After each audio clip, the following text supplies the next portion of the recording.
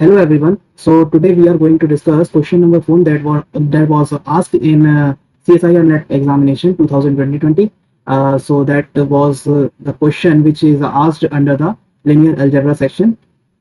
So the question is a quadratic form q x comma y comma z over R represent zero non-trivial if there exists a comma b comma c belongs to R cube plane except 0 comma 0. So the question is basically asking for the coordinates for the coordinate system. Suppose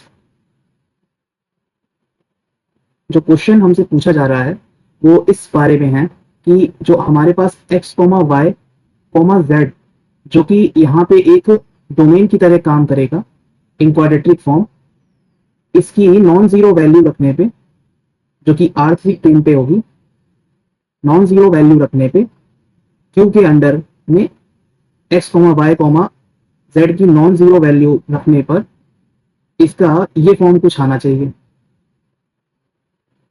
तो ऐसे ही किस किस में possibility होगी, A B C and D options are given है। तो मैंने आपको क्वेश्चन क्या है ये समझा दिया है एंड इसमें क्या करना है कि आपको ये एक वैसे ही फॉर्म से पता करना है जैसे हम पिछले क्वेश्चन में डिस्कस कर चुके हैं। हमने मैट्रिसेस बना ली थी एंड उसका डिटर्मिनेंट निकाला था ऐसे फंक्शंस का। ठीक है, तो इधर ऐसे करके ये होगा, मैं आपको दिखा देता हूँ। लाइक यहाँ पे तीन वेरिएबल्स हैं हर उसमें x y z है ना। तो x y z इसके वेरिएबल्स हैं।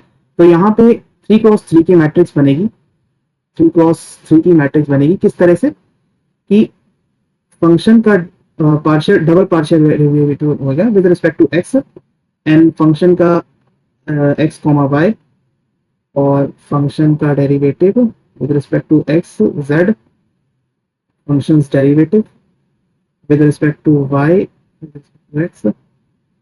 ये डायगोनल्स में y x एंड z रहता है।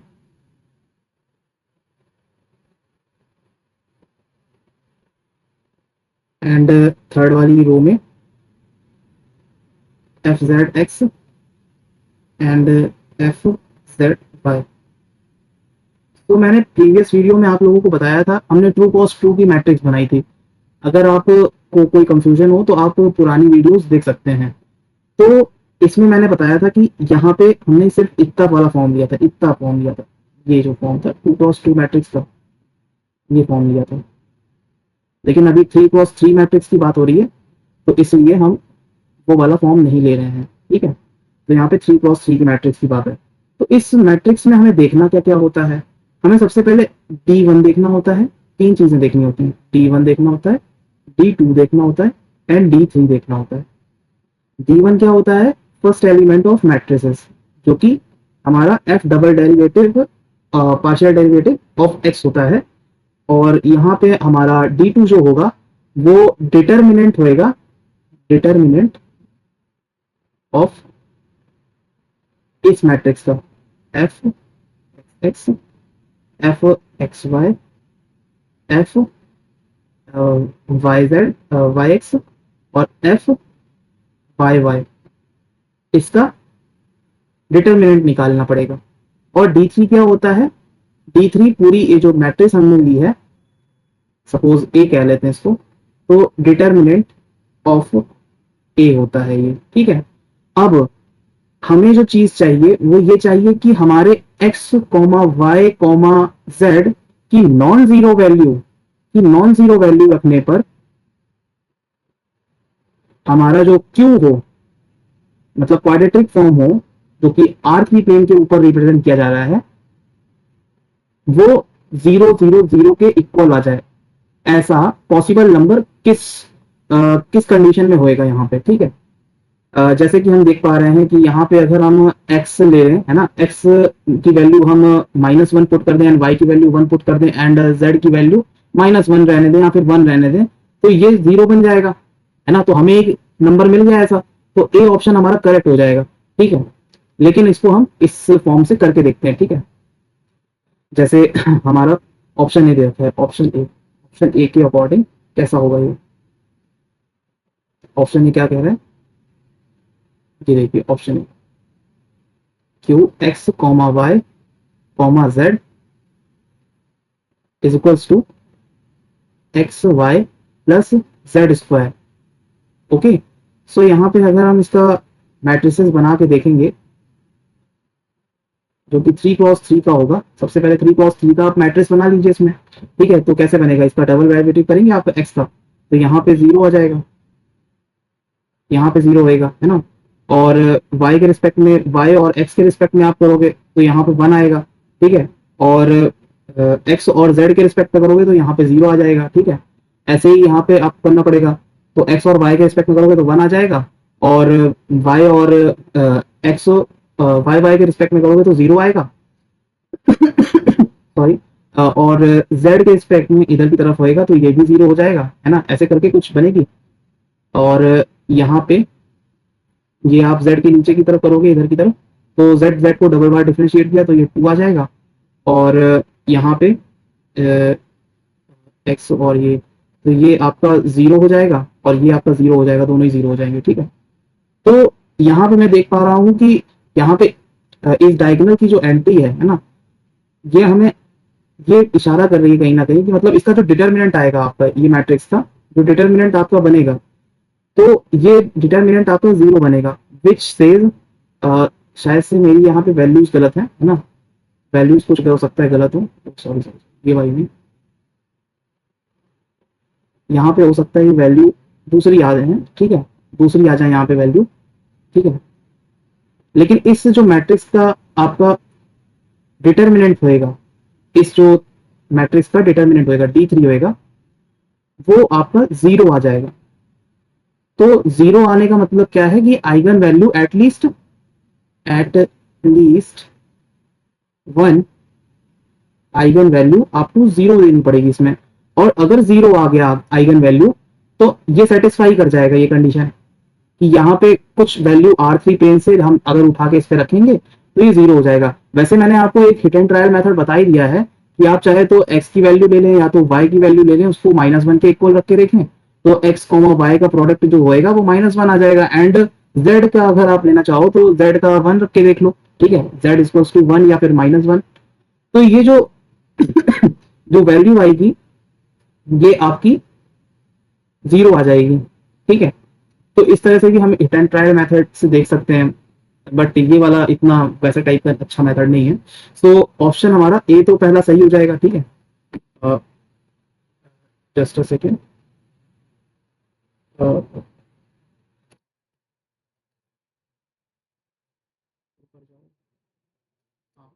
तो ये हमारा ऑप्शन ए करेक्ट हो जाएगा यहाँ पे। अभी ऑप्शन बी के लिए देख लेते हैं। ठीक है, ऑप्शन बी के लिए भी देख लेते हैं, एक सेकेंड। हाँ, तो ऑप्शन बी नीचे नहीं जा रहा ये, सो ऑप्शन बी देखिए। ऑप्शन बी के लिए अगर हम देखेंगे तो आपको कुछ इस तरह की मैट्रिक्स बनती हुई नजर आएगी। ठीक है, ऑप्शन बी की बात कर रहा हूँ मैं। ठीक है, और -4, तो आप इसको भी जब सॉल्व करोगे ना, तो इसका जो डिटर्मिनेंट पूरी मैट्रिक्स का आएगा वो नॉन जीरो आएगा। ठीक है, और ये जो मैट्रिक्स हमने लेने को बोला था, ठीक है, ये D2 हो जाएगा आपका, ये जो बॉक्स बनाया मैंने ये D2 है, तो इसका डिटर्मिनेंट भी नॉन जीरो हो जाएगा। ठीक है, लेकिन हमारी कंडीशन क्या इंप्लाइज करती है कि जो हमारा D1 है वो पॉजिटिव होना चाहिए, एंड D1 सॉरी D2 और D3 में से एक एटलीस्ट किसी का डिटर्मिनेंट 0 होना चाहिए। मतलब D2 या तो 0 हो जाए या तो D3 0 हो जाए। अगर ये कंडीशन सेटिस्फाई कर गई तो हमारा जो क्वाड्रेटिक फॉर्म आएगा, मतलब Q x y z is equals to 0 दे सकता है। किस वैल्यू पे? नॉन जीरो वैल्यू पे। ठीक है, नॉन जीरो वैल्यू मतलब x y 0 के बराबर नहीं होंगे। ठीक है, ये कंडीशन है। तो आप करके देखोगे, लेकिन मेरे को तो पता है पहले से सॉल्यूशन। ठीक है, आप जब इसको देखोगे, इस वाले को भी करके आप देखो, सी वाले ऑप्शन को करके देखोगे, तो ये पहला वाला जैसे बनाएगा, इसकी सी पे वैल्यू आ जाएगा 2 आ जाएगा, है ना, और एक्स को मोबाइल पे वैल्यू क्या हो जाएगी 1 हो जाएगी समथिंग कुछ। ठीक है, और इधर भी -1 समथिंग कुछ हो जाएगी। ठीक है, ऐसे करते करते, और y पे 2 दे देगा, है ना, और z पे क्या दे देगा, 2 दे देगा। तो डायगोनल एंट्रीज तो वैसे भी इसकी 0 तो नहीं होनी है ना। और इसका जो D3 आएगा वो C के उस पर निकल के D3 इसका 6 आएगा, और D2 इसका 4, ये माइनस, तो ये 3 आ जाएगा इसका। और D1 जो आएगा इसका वो आएगा पॉजिटिव, ठीक है, 2 इज पॉजिटिव। तो ये वाला ऑप्शन भी हमारा रॉन्ग हो जाएगा, C option is incorrect and B also is incorrect, है ना। इसको हटा दूं मैं पहले, ओके। तो B and C are incorrect options. अब डी को अगर आप चेक करोगे, सेकेंड, वेट अ सेकेंड, इसको हटा दूं, ओके। सो आप वो ये क्या हो रहा है, हम्म, तो हमारा बी और सी गलत है ऑप्शन, ठीक है। डी को अगर आप चेक करोगे तो कैसे होगा, डबल डेरिवेटिव ऑफ एक्स अगर करोगे पार्शियल डेरिवेटिव, तो ये 2 आ जाएगा, है ना, एक्स और वाई पे 1 1 हो जाएगा, ठीक है, 1, और यहाँ पे भी 1 हो जाएगा, है ना, और वाई पे 0 हो जाएगा, है ना, क्योंकि यहाँ पे वाई की डबल एंट्रीज तो कोई है नहीं, तो यहाँ पे, और यहाँ पे क्या हो जाएगा, ये 2 हो जाएगा, ठीक है।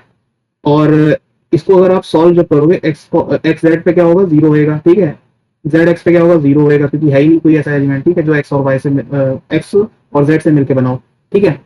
अगर आप जेड और वाई को लोगे तो क्या होगा, यहाँ पे जेड और वाई जैसा कोई एलिमेंट नहीं है, तो 0 ही रह जाएगा, ठीक है, ये भी 0 रह जाएगा। तो आप देख रहे हो ना कि यहाँ पे ये एलिमेंट का अगर मैं डिटर्मिनेंट इधर की साइड से ले लूँ, या फिर इधर की तरफ मैं देखूं, तो ये 0 मेरे को मिल रहे हैं काफी सारे। तो यहाँ पे जो आपका डिटर्मिनेंट ऑफ D3 आएगा वो 0 आ जाएगा, ठीक है, D3 का ये आपका 0 आ जाएगा, ठीक है।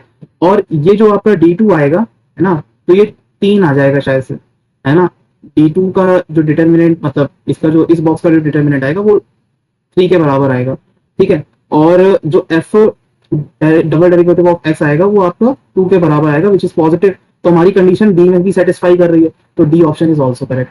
So this is the today's lecture which was about question that was asked in CSI NET examination.